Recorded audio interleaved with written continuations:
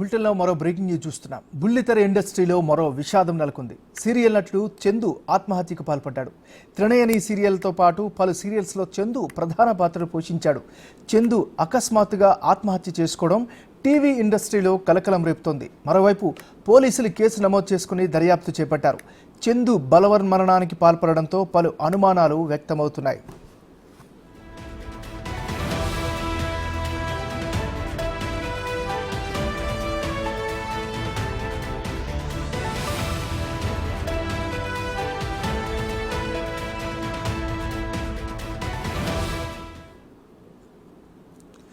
ఇటీవలే త్రినయని సీరియల్ నటి పవిత్ర రోడ్డు ప్రమాదంలో మరణించింది. కేసు నమోదు చేసిన పోలీసులు ఆత్మహత్యకు గల కారణాలపై విచారణ చేస్తున్నారు.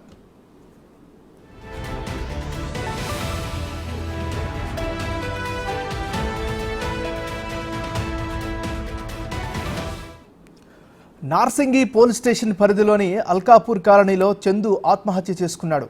చందుకు భార్య, 2 పిల్లలు ఉన్నారు. 2015లో చందు శిల్పను ప్రేమ వివాహం చేసుకున్నాడు. ప్రస్తుతం రాధమ్మ పిల్లి, కార్తీక దీపం సీరియల్స్లో చందు నటిస్తున్నాడు.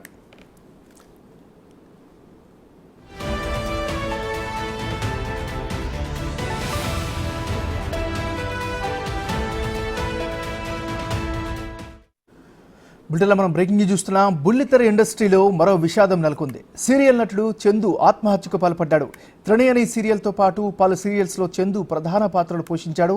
చందు అకస్మాత్తుగా ఆత్మహత్య చేసుకోవడం టీవీ ఇండస్ట్రీలో కలకలం రేపుతోంది. ఇక ఈ బలవన్మరణానికి సంబంధించి మరింత తాజా సమాచారాన్ని మా రిపోర్టర్ రానా అందిస్తారు. రానా, చెప్పండి, ఈ ఆత్మహత్యకు గల కారణాలు ఏమైనా తెలిసాయా? మీ దగ్గర ఉన్న అప్డేట్స్ ఏంటి? త్రినయని సీరియల్లో లీడింగ్ రోల్ పోషిస్తున్నాడు చంద్రకాంత్. ముఖ్యంగా గత వారం ముందు యాక్సిడెంట్ జరిగింది మహబూబ్ నగర్ దగ్గర. బెంగళూరు నుండి వచ్చేటప్పుడు అప్పుడు సీరియల్ యాక్ట్రెస్ పవిత్ర ఎవరైతే ఉన్నారో ఆమె కూడా ఆ ఒక్క కారులో ఉంది. తనకు బాగా చంద్రకాంత్కి అప్పుడు లెఫ్ట్ హ్యాండ్ కానీ ఇవన్నీ కూడా బాగా ఫ్రాక్చర్ అయినటువంటి నేపథ్యం కనబడుతుంది. అప్పుడు తను స్పృహ కూడా తప్పిపోయినటువంటి పరిస్థితి కనబడుతుంది. పెద్ద యాక్సిడెంట్ కూడా అతను బయటపడ్డాడు. కానీ ఆ యాక్సిడెంట్లో పవిత్ర చనిపోయినటువంటి నేపథ్యం కనబడుతుంది. అప్పటి నుంచి కూడా దాదాపు వారం రోజులు అయిపోయింది.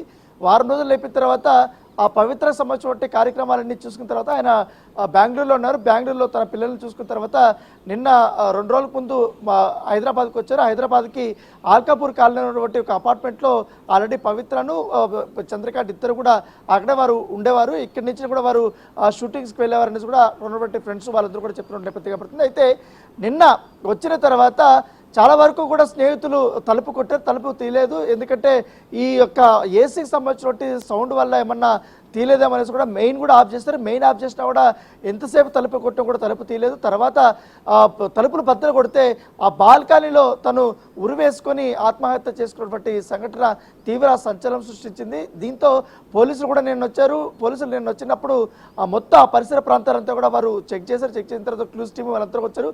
అతని ఆత్మహత్యకు గల కారణాలు ఏమై ఉంటాయనేసి కూడా పూర్తిసారి వాళ్ళు చెక్ చేసినటువంటి నేపథ్యం ఏర్పడుతుంది. అయితే తను గత వారం రోజుల నుంచి కూడా ఎప్పుడైతే పవిత్ర చనిపోయినప్పటి నుంచి కూడా ఇట్లా ఇన్స్టాగ్రామ్లో కానీ ఫేస్బుక్లో కానీ తను కొన్ని పోస్టులు పెడుతున్నారు. ఎందుకంటే తను చనిపోయినటువంటి వార్తను జీర్ణించుకోలేకపోతున్నాను, తనతో దిగినటువంటి ఫొటోస్ కానీ అవన్నీ కూడా అతను పోస్ట్ చేయడము, తర్వాత నువ్వు తిరిగిరా, నువ్వు లేకపోతే నేను ఉండలేకపోతున్నాను అనే పోస్ట్ కూడా పెట్టాడు. తర్వాత గతంలో తాను జిమ్కి వెళ్ళేటప్పుడు కానీ లేకపోతే ఎక్కడైనా బయటకు వెళ్ళేటప్పుడు కానీ చంద్రకాంత్ని పిలిచేటువంటి వీడియోస్ కానీ అవన్నీ కూడా తను పోస్ట్ చేసినటువంటి నేపథ్యం పడుతుంది.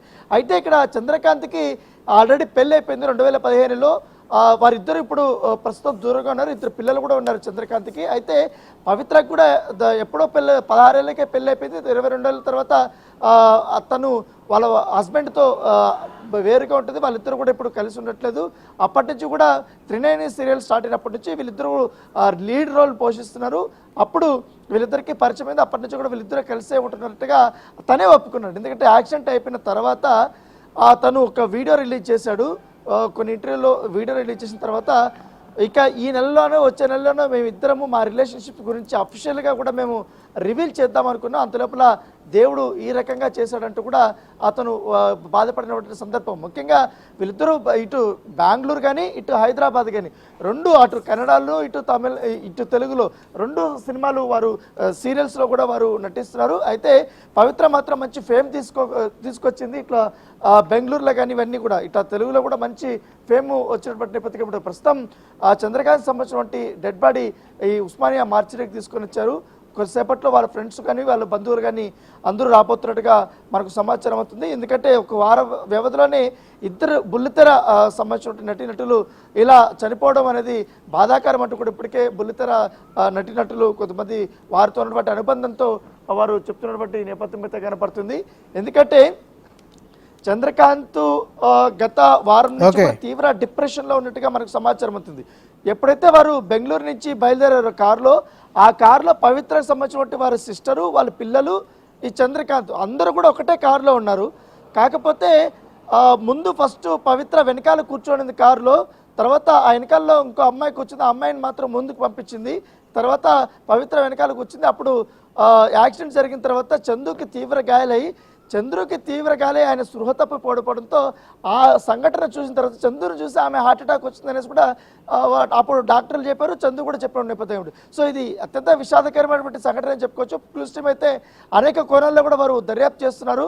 మరి కాసేపట్లో మనకు పూర్తి వివరాలు తెలిసే అవకాశం ఉంది. మిమ్మల్ని రైట్, థ్యాంక్ యూ రానా.